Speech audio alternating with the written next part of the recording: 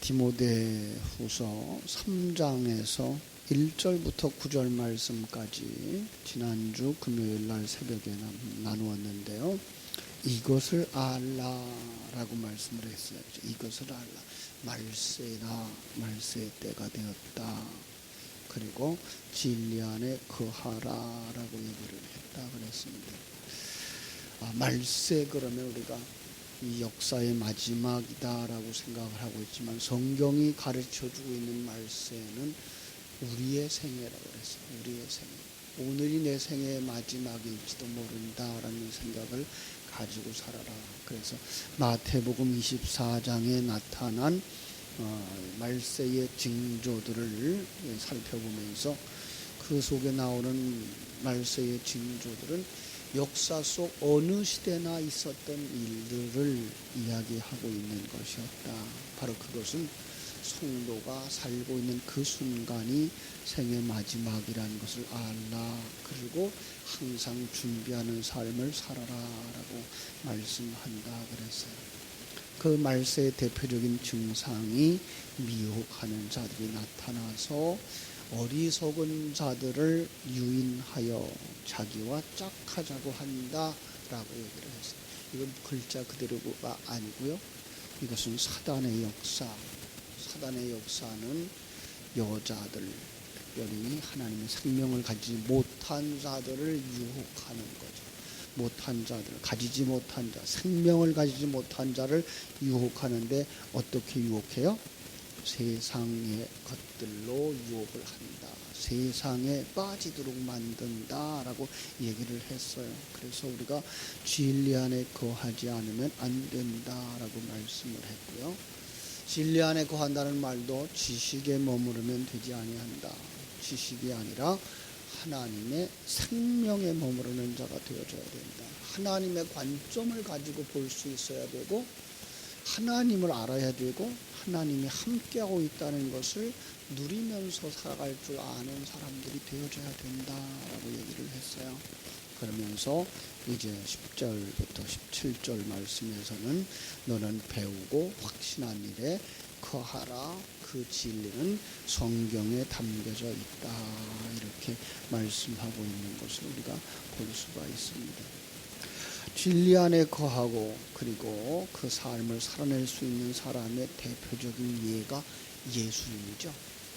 예수님은 우리의 구세주가 일 뿐만 아니라 우리의 모범도 되신다라고 하는 사실을 기억하라고 했어요. 그래서 예수님이 하신 일들은 구세주로서만 할 수 있는 일들이 있어요.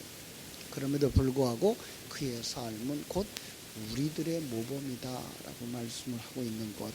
그래서 바울 사도는 고린도전서 11장 1절에서 내가 그리스도를 본받은 것처럼 너희는 나를 본받는 자가 되라라고 말씀한다 그랬죠. 바울 한 사람만 그렇게 말하는 것으로 그쳐서는 안 되고요. 믿음의 선배들이 해야 할 이야기, 교회 안에 목사가, 장로가, 권사가, 그죠? 교회 안에 있는 교사가, 교회 안에 있는 우리 구역장들이 다음 세대를 향하여서 요구할 수 있어야 되는 게 뭐예요? 내가 그리스도를 본받은 것처럼 너희도 나를 본받는 자가 되라. 이렇게 요구할 수 있어야 된다라는 것이죠. 그것은 바로 생명 가진 자들, 하나님의 속성을 가진 자들이 되어져야 되는 것이고요. 그것을 생명으로 삼아서 살아가는 삶을 나타내 보여주는 자들이 되어져야 되는 거다라는 이야기를 오늘 말씀에서 풀어내고 있어요. 10절부터 다시 보겠습니다.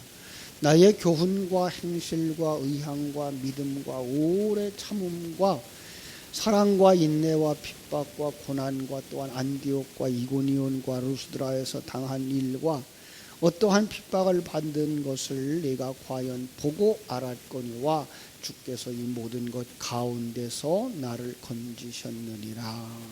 바울은 나의 교훈과 행실이란 말을 첫 단어로 쓰고 있는데요.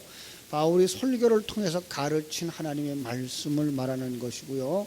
그것을 생명으로 삼아서 거기서 나온 삶을 살아야 된다라고 하는 것을 이야기하고 있어요. 바울 사도는요, 말로만 가르친 사람이 아니었던 것을 우리는 알죠. 그죠? 그가 가르친 것이 그의 생명에서부터 나오는 것이었어요. 다시 말하면 그는 그런 생명을 가진 자가 되어져서 그런 삶이 나올 수밖에 없는 것이었고, 그는 그 생명을 가진 자로서의 삶을 살아내는 거죠. 아주 쉬운 얘기로 우리는 한국말을 가지고 살아가는 사람입니다. 한국말을 하는 것은 그냥 우리가 배워서 그 아는 정도의 단어만 활용하고 있는 외국어를 처음 배워서 몇 마디 하는 정도가 아니죠.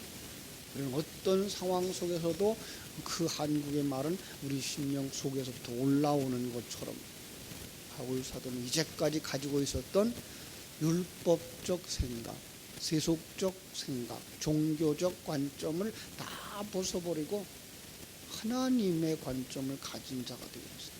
하나님의 생명을 가진 자가 되어졌어요. 그래서 그 생명에 의해서 나오는 삶을 그는 제자들에게 보여줬던 것이죠. 앞에서는요, 예수님이 그렇게 하셨고요. 예수님이 이 땅에 살아가는 날 동안 자기를 한 번도 드러낸 적이 없어요. 그는 보내신 자, 하나님의 생명을 가진 자로 보내신 자의 뜻을 따라서 보내신 자와 함께하는 삶을 그냥 삶으로 드러내 보여주셨어요. 오늘 우리도 그렇게 살아야 된다는 것을 요구하고 있는 것 우리가 알 수가 있습니다. 그래서 이 부분을 야고보서가 많이 강조하고 있죠. 야고보서 1장 22절에 보면은 너희는 도를 행하는 자가 되고 듣기만 하여 자신을 속이는 자가 되지 말라라고 말했어요. 말만 하는 것은 그것은 생명이 아니라는 거죠. 말만 하는 것은 그것은 믿음이 아니라는 거죠. 믿음이 있다는 것은 어떤 거예요? 행함까지 나오는 생명이 살아나와서 생명에 의한 삶. 그 생명은 바로 믿음에서 오는데 그 믿음은 들음에서 나고요. 그 들은 진리의 말씀을 되새김질하여서 그것이 내 속에 생명이 되어지는 거죠. 우리가 지금 계속 반복하고 있는 것처럼 그 하나님에 대한 이해, 그리고 하나님의 관점으로 역사를 보고 이 환경을 보고 내 인생을 볼 줄 아는 이런 관점을 가진 사람들, 그 하나님이 전능하신 하나님, 무엇이든지 다 하실 수 있는 하나님이에요. 그런데 불구하고 우리의 삶을 이렇게 만들어가고 있는 건 이 땅에서 우리가 영원히 살 사람들이 아니라 이 땅에서 우리는 완성되어져서 하나님의 나라로 가야 하는 사람들이기 때문에 완성되면 그 시간이 언제든지 우리는 하늘나라로 들어갈 수 있다고 하는 소망을 가진 삶, 내 인생뿐만 아니라 다른 사람에게서도 그걸 볼 수 있는 사람들이 되어져야 하는 것, 그게 뭐예요? 도를 행하는 자라고 말하고 있는 거죠. 야고보서 2장 26절에서도 같은 말을 하는데요, 영혼 없는 몸이 죽은 것 같이 행함이 없는 믿음은 죽은 것이니라. 예, 하나님의 생명이 없는 자는 다 죽은 거예요. 하나님의 생명이 없는 건 죽은 거예요. 행함이 없다고 하는 것은요, 그 생명에 의한 삶이 없다고 하는 것은요, 그 사람 생명 없다는 거예요. 믿음 없다는 거예요. 그래서 야고보서 2장 22절에서 행함으로 믿음이 온전케 된다라고 말씀하고 있는 것을 볼 수가 있습니다. 삶이 그 믿음을 온전하게 증거한다라는 의미이기도 한 거예요. 그렇습니다. 온전한 믿음은 지식에 머물지 않아요.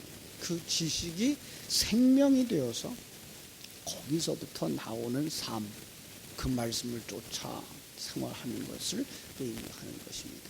바로 이것이 믿음의 기초고요, 신앙생활의 기초가 되는 거죠.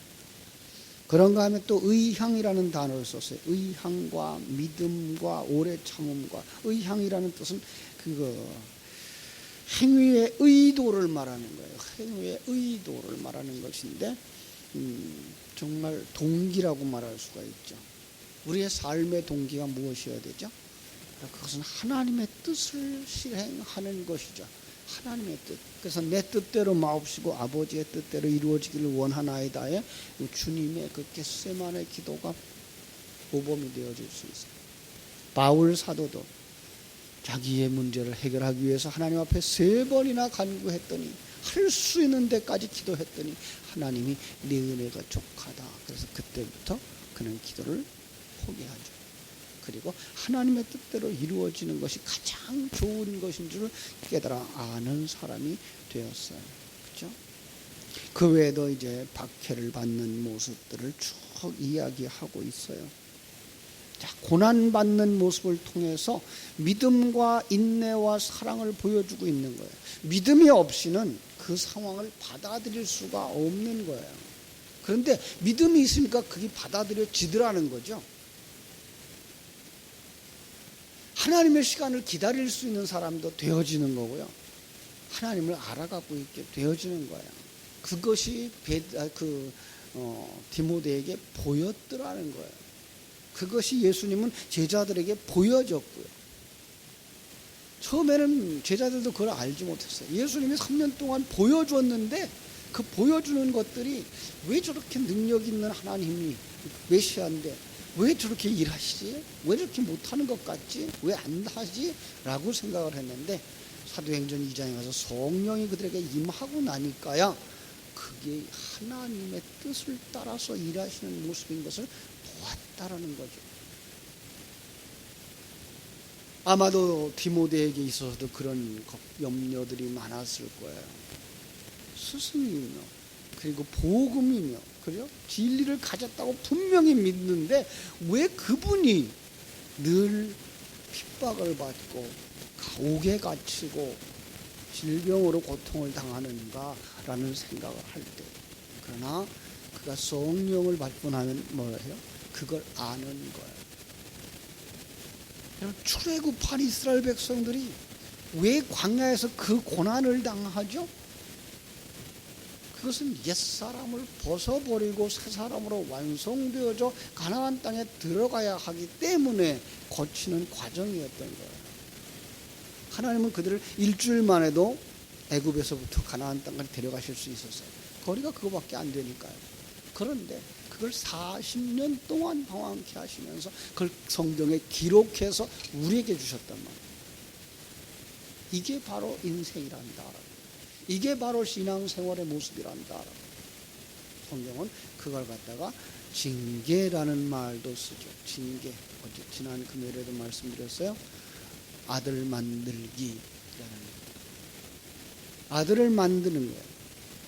그가 생명이 없던 자가 생명이 세상적인 관점을 가졌던 자가 하나님의 관점을 그리고 하나님의 생명이 없어서 하나님을 보지 못하고 영적 세계를 보지 못하고 영적 세계를 듣지 못하고 영적 세계를 느끼지 못했던 그들에게 눈을 열어주고 귀를 열어주고 감각을 살려주는 그 일을 위해서 그 40년의 세월을 그들로 하여금 그 과정 속에서 겪게 만들어서 그 속에서는 옛사람 애국적 사상들과 속성들을 벗겨버리는 일들을 하시고 광야에서 태어난 자들 믿음으로 살아가면서 하나님의 인도하심에 훈련되어진 그들만 데리고서 가나안 땅에 들어보냈던 것을 우리가 알듯이 우리의 모습이 그렇다. 우리의 모습. 하나님이 허락하신 우리의 삶이 이 땅에 살아가는 날 동안 사망의 음침한 골짜기를 지나가는 거예요. 왜 사망의 음침한 골짜기예요? 옛사람을 죽이는, 내려놓는, 자기 십자가를 지고 주를 쫓아가는 과정이기 때문에 그래요. 그 길은 좁은 길이고요. 그 길은 십자가의 길이고요. 오늘 어리석은 사람들이 그것을 힘들어하니까 그냥 예수 믿으면 잘 된다, 예수 믿으면 편안하다, 가정 문제 해결된다, 경제 문제 해결된다 이런 쪽에만 얘기를 해놔가지고 우리 성도들까지 그런 얘기만 듣는 것이 신앙생활인 줄 알고 있어서 걱정입니다. 실상은 이 땅에서 우리가 고난을 당하는 것 아니에요. 이건 우리만 특별히 고난 당하는 건 아니에요. 이 시간과 공간 세계에서 일어나는 일들은 죄 때문에 일어나는 모든 것들이에요.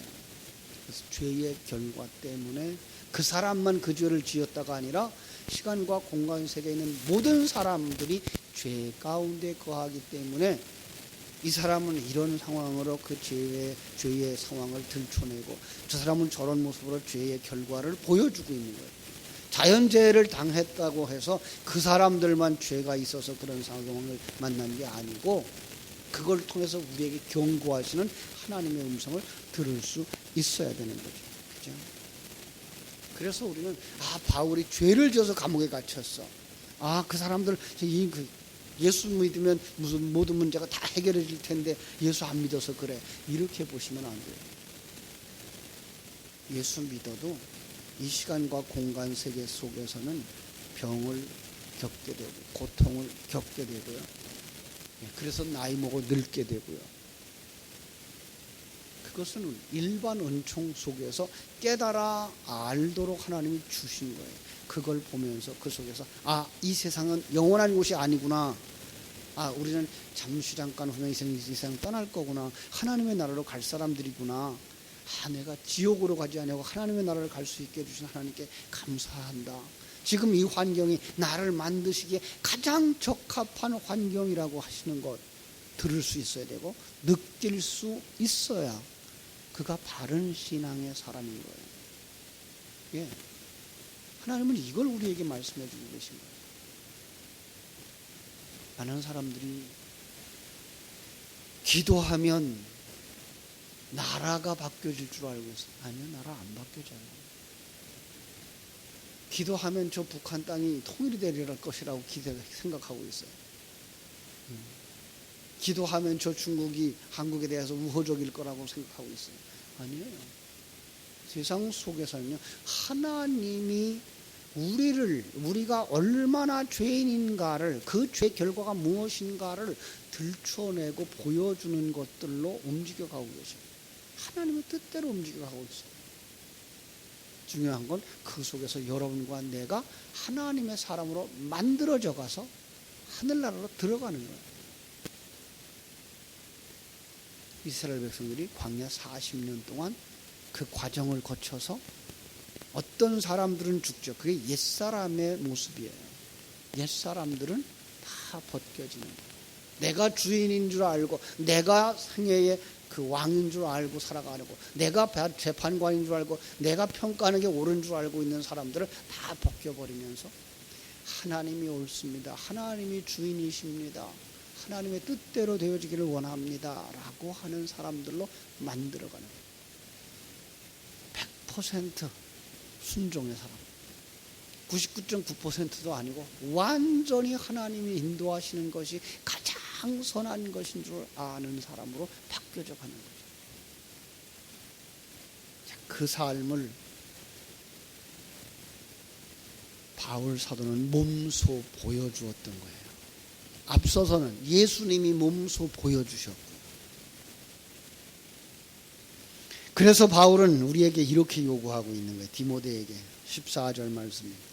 그러나 너는 배우고 확신한 일에 거하라. 네가 네게서 배운 것을 알며 또 어려서부터 성경을 알았나니 성경은 능히 너로 하여금 그리스도 예수 안에 있는 믿음으로 말미암아 구원에 이르는 지혜가 있게 하느니라. 몇 가지 나누어 생각할 수 있겠죠. 배우라라고 하는 거예요. 그렇죠? 그리고 확신하라. 그리고 거하라라는 거죠. 자, 배우라는 말씀. 무엇을 배울 것이에요? 본문에 나타난 성경, 즉 하나님의 말씀을 배우라는 거예요. 15절에서 말하는 것처럼 네가 어려서부터 성경을 알았나니 해서 성경을 배우라는 명령을 알 수가 있는 거죠.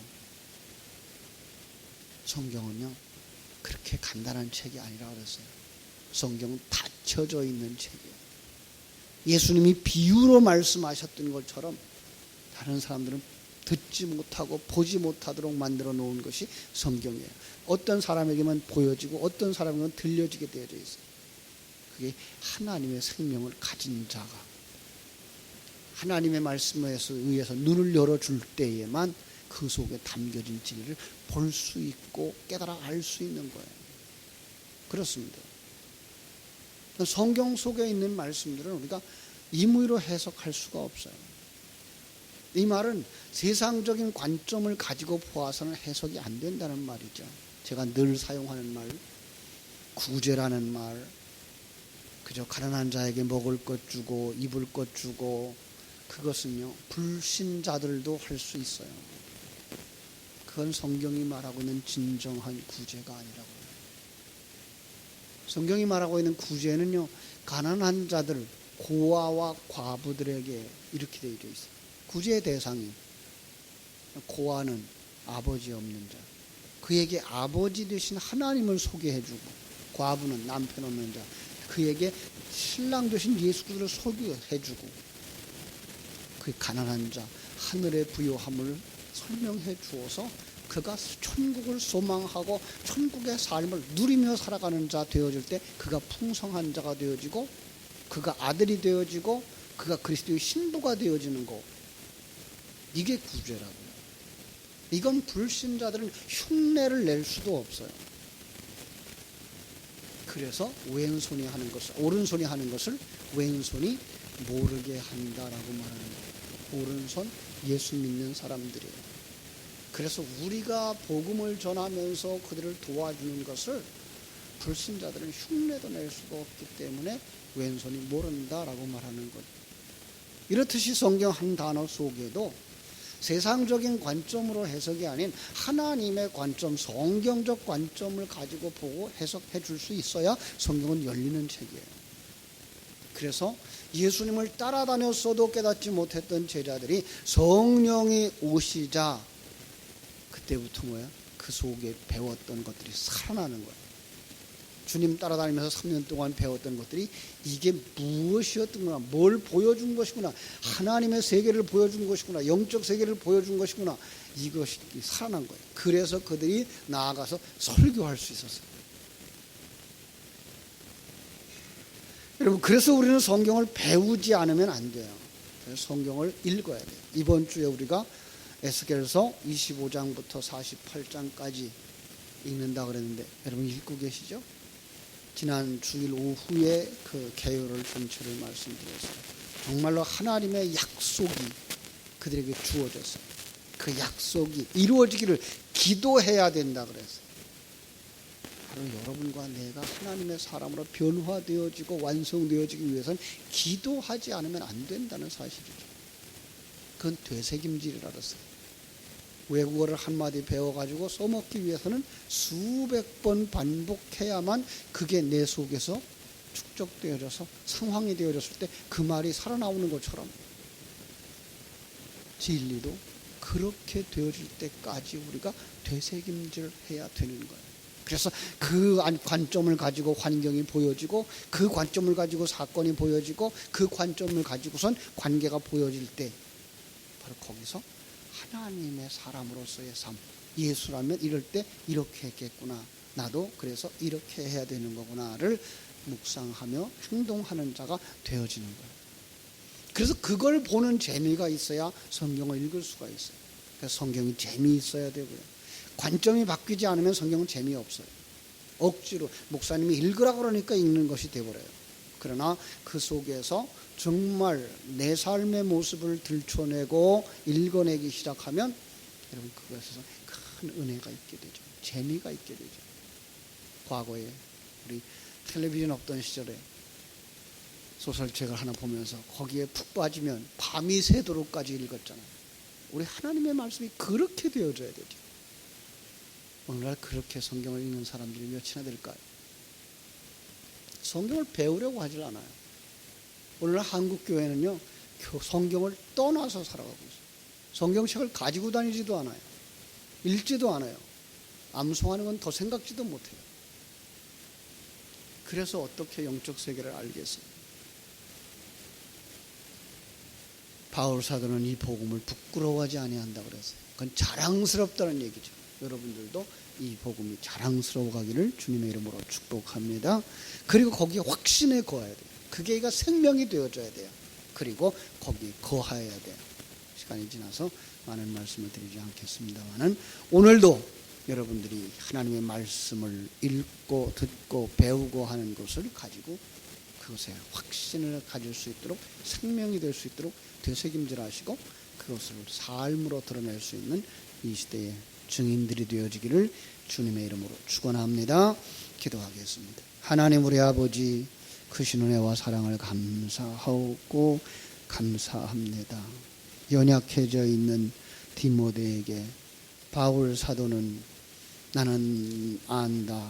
내가 이미 복음을 가진 자인 줄을 알고 있으니 너는 그 복음을 배우고 확신한 일에 거하라. 성경은 하나님의 감동으로 된 것으로 거기에 모든 하나님의 사람으로 완성되어지는 비밀이 다 들어있단다 라고 말씀하며 말씀 가운데로 우리를 인도하시는 하나님께 감사를 드립니다.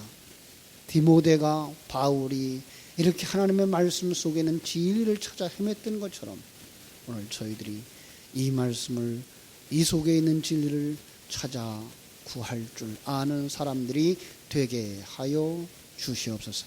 아버지, 세상적인 눈, 세상적인 관점으로 성경을 풀어 해석하려고 하는 것이 아니라 하나님께서 이 그릇에 담아주신 진리가 무엇인가를 배울 수 있게 해주시고 그 진리가 확신이 되어질 수 있게 해주시고 그 진리를 누리는 자들이 될 수 있도록 역사하시고 도와주시옵소서.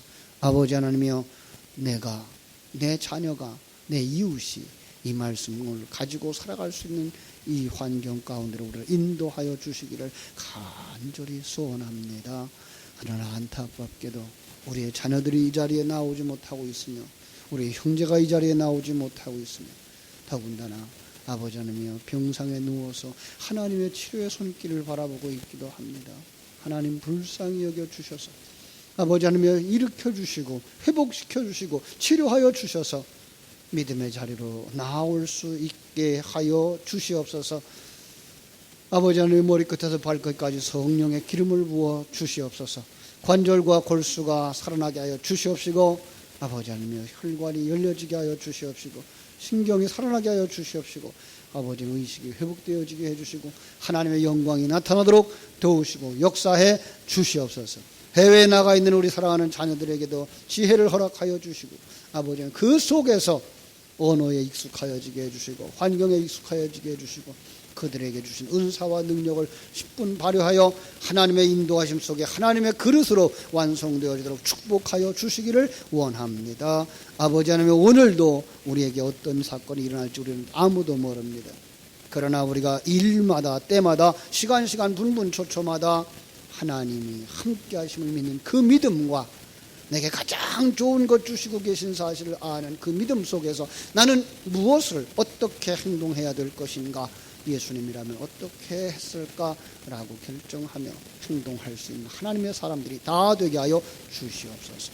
오늘 하루도 하나님의 기적을 보는 하루가 되게 해주시기를 간절히 소원하며 거룩하신 예수님의 이름으로 기도하옵나이다.